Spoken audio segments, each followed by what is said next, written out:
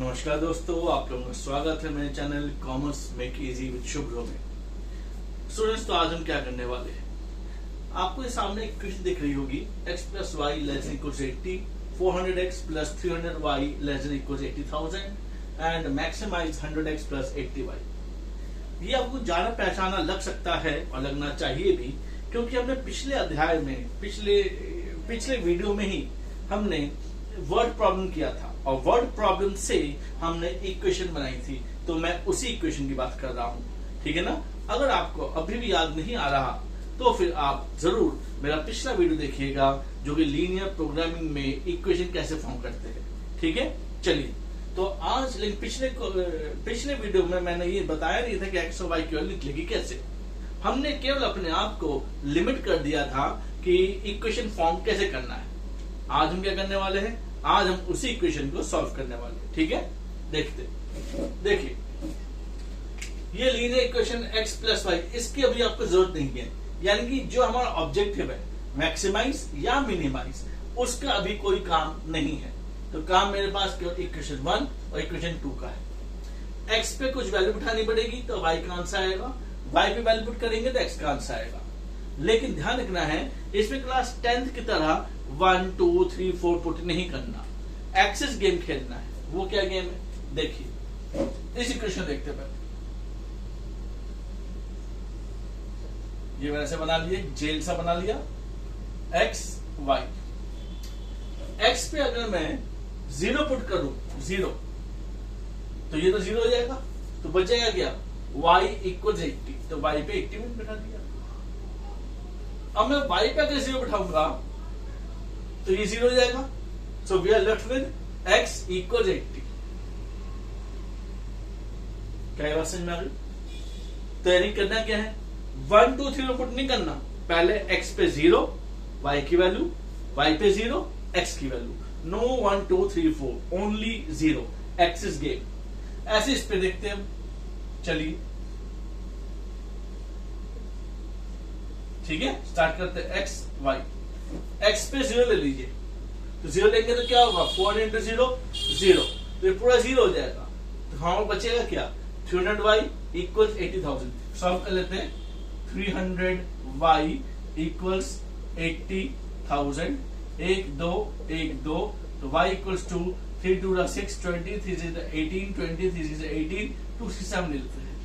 तो यानी कि x पे 0 लेने पर y की वैल्यू 267, वैसे 266.66 आ रहा था, 266.66 मैंने राउंड ऑफ करके 267 लिख दिया है। जब आप चेक कर लीजिएगा, फिर से x पे 0 लिया तो ये 300y इक्वल 80,000 बच जाएगा, 2 2 कैंसिल, तो y इक्वल्स 2, हाँ ठीक ही लिखा मैंने। अब मैं y पे 0 लेता हूँ, तो y पे 0 ले लूंगा तो 300 into 0 0 हो जाएगा। We are left with 400x बराबर 80,000, यहाँ पर 400x equals to 80,000, so x will be 1 2 1 2 200। Am I clear? तो यानी कि यहाँ पर 0 लेने पर x की वैल्यू 200। यहाँ से बात समझ में आ गई। अब एक इंपॉर्टेंट बात, यहाँ पे इस मुंडी को देखिए, बड़ा ही देसी भाषा है, इस मुंडी को लेस देन इक्वल्स। अगर ये लेस देन इक्वल्स है तो मेरा ग्राफ जैसा भी बने उसको भी शेड करना होगा, तो वो ओरिजिन को खा जाएगा। यानी कि अगर लेस देन इक्वल हुआ तो ग्राफ ऐसा बनेगा, और अगर यही चीज मोर देन इक्वल होता, यानी कि ग्रेटर देन होता, तो हमारा ग्राफ ऐसा बनेगा। क्या याद रहेगा, ग्रेटर इक्वल टू में ग्राफ ओरिजिन को छोड़ के आगे निकल जाएगा, यानी ओरिजिन की तरफ नहीं आएगा, ओरिजिन से बाहर चला जाएगा। ग्रेटर इक्वल टू में ये रहा, लेकिन अगर लेस इक्वल हुआ तो फिर ये ओरिजिन की तरफ आएगा। क्या बात याद रहेगी? ऐसा इसलिए है क्योंकि अगर मैं दोनों में 0 उठा दूं तो 0 plus 0 0 and 0 is less than 80। हाँ, ये बात सही है। अगर बात सही है तो फिर ओरिजिन खा जाएगा, अगर बात झूठी है तो ओरिजिन को नहीं खाएगा बल्कि बाहर की तरफ निकल जाएगा। ठीक है, क्लियर? कोई डाउट कमेंट बॉक्स में लिखना मत भूलिएगा कि क्या समझ में आया है और क्या नहीं आया है। ठीक है, चलिए फिर ग्राफ बनाते हैं। मैं 2 सवाल कर रहा हूं इसमें।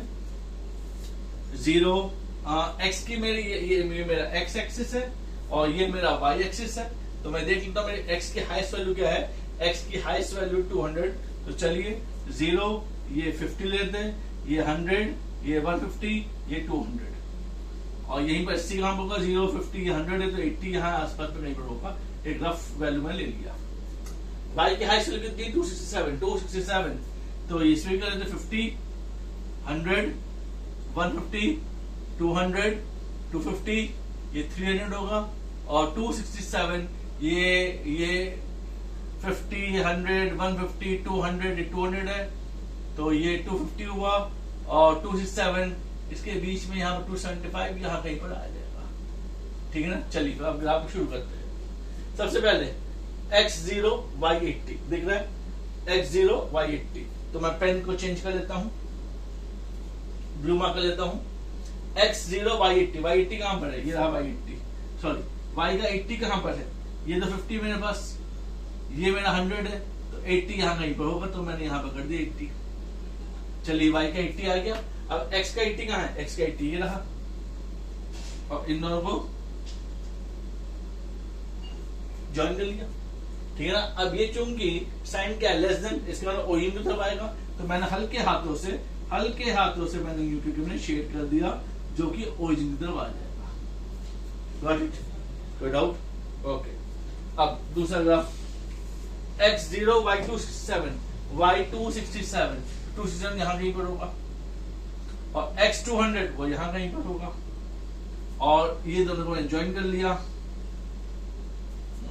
लाइन टेढ़ी चली गई, ठीक है, हाँ अब ठीक है, और हल्के हाथों से इसको मैंने यूं करके, ठीक है ना, ओरिजिन की तरफ आ जाएगा। Am I clear? क्या ये बात समझ में आ गई? अब आप देखिए, अगर आप चाहे तो नाम लिख सकते हैं, यहाँ पे मैंने A लिख दिया, A B C D।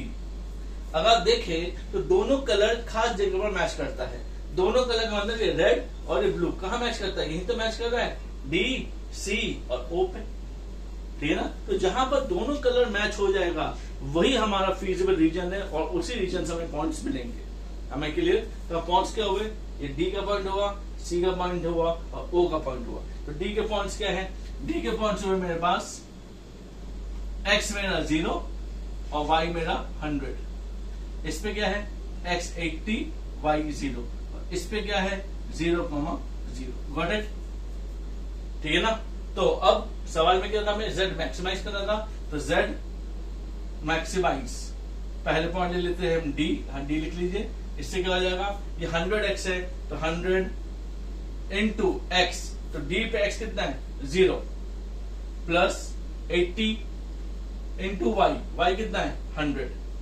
अब सॉल्व कर लेंगे तो 8000 आ जाएगा, ये 0 हो जाएगा और ये 8000। डी क्या आ गया। अब आप z मैक्स फिर से लिखेंगे, z मैक्स कौन है, c आता है, c को ले लेते हैं। तो फिर से 100 इंटू x, x कितना है यहाँ पर 80, प्लस y, और यहाँ पे 80 इंटू ये रहा 80y, तो 80 इंटू 0, तो दिस विल बी 0, और ये 8000। बाई चांस की बात है कि दोनों में 8000 आया हुआ है, लेकिन कोई भी ज्यादा होता तो हम उस वैल्यू को लेते। थोड़ी देर के लिए मान लेते हैं कि यहाँ पर आंसर का 7000 होता, तो आप कहते कि टेबल चेयर्स कितने होंगी, तब ये नहीं होगा, तो हमारा जवाब ये होगा। हमें क्लियर, यानी कि 0 टेबल्स एंड 100 चेयर्स, और वाइस वर्सा, जो भी आपको एक्स वाई में आपने लिया था।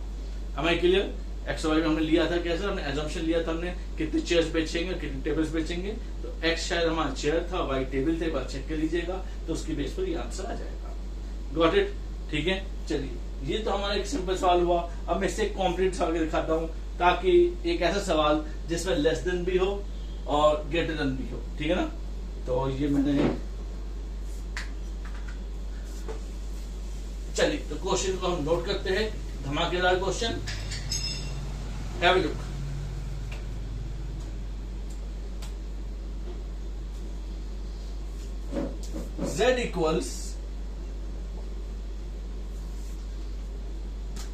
Z equals 6x1 plus 14x2. Second equation, constants to 5x1 plus 4x2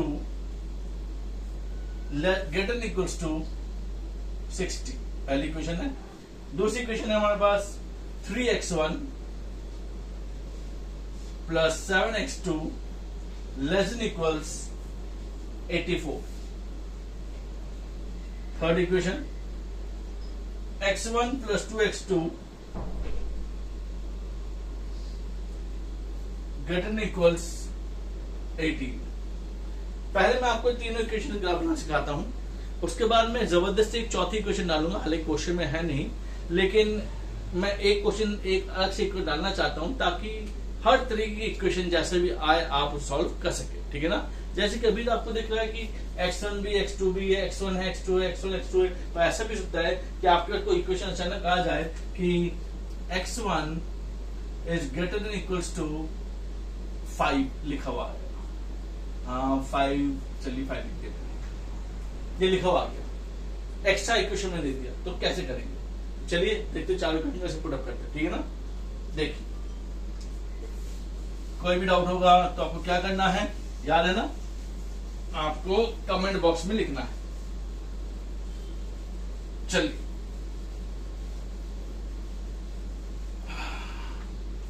सबसे पहले इन इक्वेशन सॉल्व करते हैं। ये z है तो इसे सॉल्व करने जरूरत नहीं है। ठीक है ना। सॉल्व करने के लिए तीन इक्वेशन है, तो कैसे करते हैं, मैंने रेड पेन ले लिया, ये मैंने जेल बनाया, इसके लिए भी जेल बना लेते हैं और इसके लिए भी जेल बना लेते हैं। 1 2 and this, 1 2 and this, 1 2 and this. x1 x2 x1 x2 x1 x2।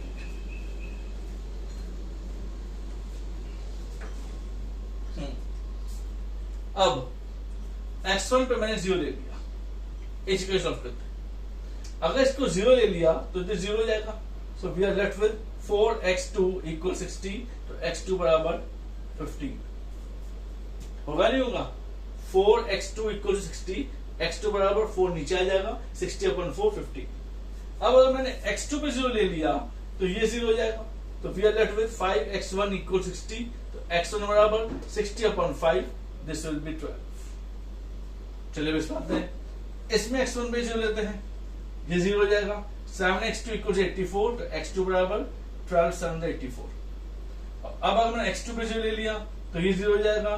तो 3x1 इक्वल 84। तो x1 बराबर 3 दूनी 6 और 24, 3 8 24। ठीक है। इसको लेते हैं, x1 पे 0 लेते हैं तो x2 क्या हो जाएगा 9। और अगर x2 को 0 ले लिया तो x1 मेरा 9 हो जाएगा, सॉरी x1 मेरा 18 हो जाएगा। आने के लिए बात समझ में आ गई। चलिए तो ग्राफ बनाना शुरू करें। फिर ये हमने लाइन खींच दी। x में हाईएस्ट वैल्यू कौन सी, x1, इसे हम x1 ले लेते हैं और ये हमारा x2 हो गया। तो x1 में हाईएस्ट वैल्यू कौन सी है, x1 0 12 12 0 28 28 है 28। तो ये लेते हैं हम लोग 4 8 12 16 20 24 28। तो ये मेरा 28 हो गया। और भी वैल्यूज देख लेते हैं। 12 भी मेरे पास 4 8 12, ये 12 हो जाएगा। और वैल्यूज 18 है तो 12 है, ये 16, ये 20, तो 18 यहाँ कहीं पर होगा। चलिए ये काम हो गया। अब x2 भी देखते हैं। x2 में हाईएस्ट कितना है, x2 में हाईएस्ट है 15। चलिए 5 10 15। x2 में और भी कोई वैल्यू है, 9 है और 12 भी है। तो 5 है 10 15 ये है, तो 12 यहाँ कहीं पर होगा। और 9 5 10, तो 9 यहाँ बहुत करीब होगा, यहाँ पर 9। ठीक है ना, कोई डाउट है। अच्छा इसमें ध्यान रखिएगा, एक बार मैं बताना भूल गया, इसमें जो डिस्टेंस है ऐसे में, ये सभी डिस्टेंस आपस में सेम होंगे, ये ध्यान रखिएगा। और ऐसे इनके डिस्टेंस में आपस में सेम होंगे। हालांकि ये जरूरी नहीं है कि ये डिस्टेंस और ये डिस्टेंस सेम हो, तो ये दोनों डिस्टेंस अलग अलग होंगे, लेकिन इस एक्सिस में हर एक पॉइंट के बीच का गैप सेम होगा और इस एक्सिस में भी हर पॉइंट्स के बीच में गैप सेम होगा। ठीक है, नाउ लेट्स स्टार्ट। अच्छा x1, अब मैं पेन चेंज कर देता हूँ, ये रहा ब्लू।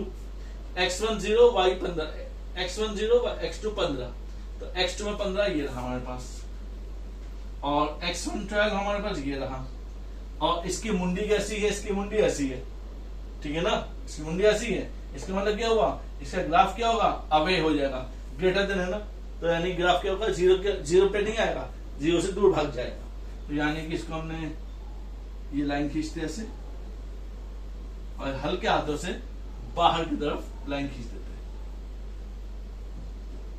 ठीक है, इसीलिए मल्टीपल कलर पेन की जरूरत पड़ती है।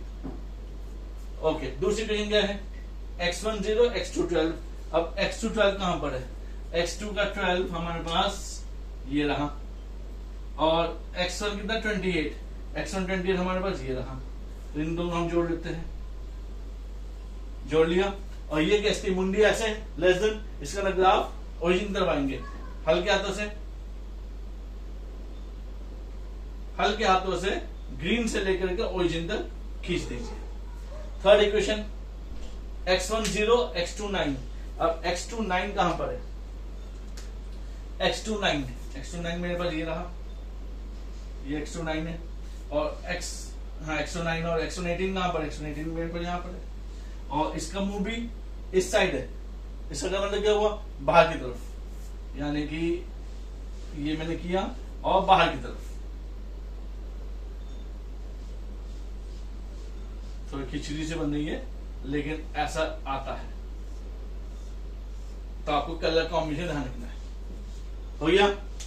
अब अगर क्वेश्चन में ये नहीं होता तो क्या करते, अगर क्वेश्चन में ये नहीं होता तो आपको ये पता करना है कि तीनों में बहुत सी खिचड़ी सी बनी है, तो कौन सा एरिया है जहां पर ब्लैक, ब्लू और ग्रीन मैच कर दे, एक साथ आ चुके, देखते हैं, यहां पर ग्रीन है, ब्लैक है, ब्लू है, कहां तक है, पर यहां पर देखेंगे तो केवल ब्लैक और ग्रीन है, और यहां पर ब्लू भी है, तो यानी जो एरिया जो बन रहा है मुझे जो ये दिख रहा है, आप ये देख लीजिएगा, एक तो यह पॉइंट है ही मेरे पास इस वाले पॉइंट पर, दूसरा मेरे पास ये वाला पॉइंट है इस वाले पॉइंट पर, इस वाले पॉइंट में मेरे पास क्या आ रहा है, ब्लैक भी आ रहा है, और ये ग्रीन भी आ रहा है, और ये रहा ब्लू।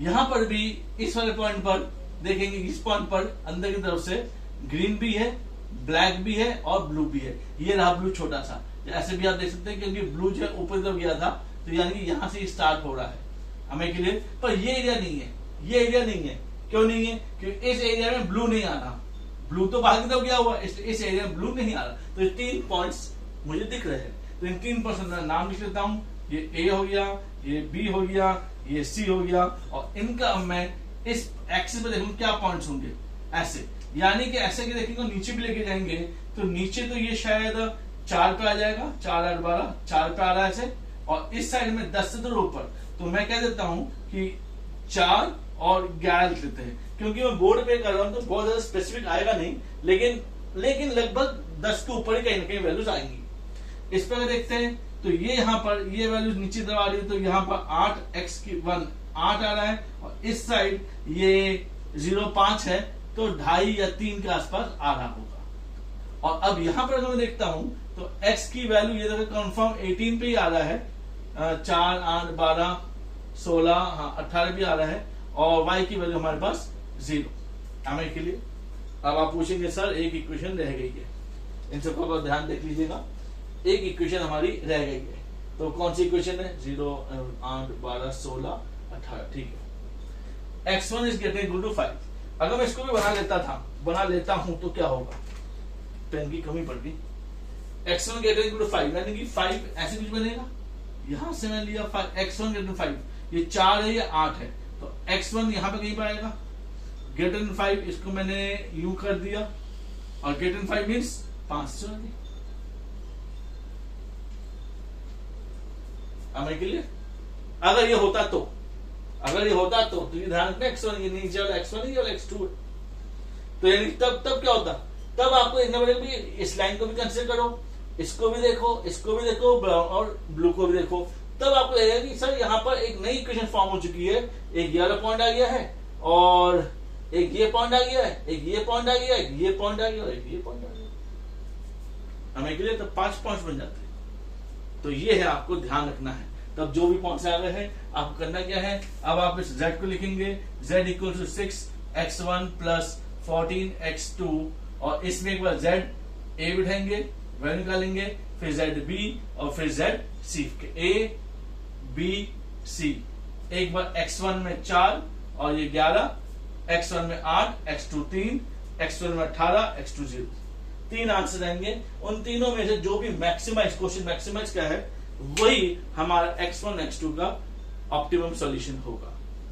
हमें क्लियर? कोई डाउट हो तो पूछना मत भूलिएगा, और मैं तो भूल जाता हूं, पर आप मत भूलिएगा। SSC शेयर, सब्सक्राइब, कमेंट, ठीक है? तब तक के लिए स्वस्थ रहिए और मस्त रहिए। Thank you.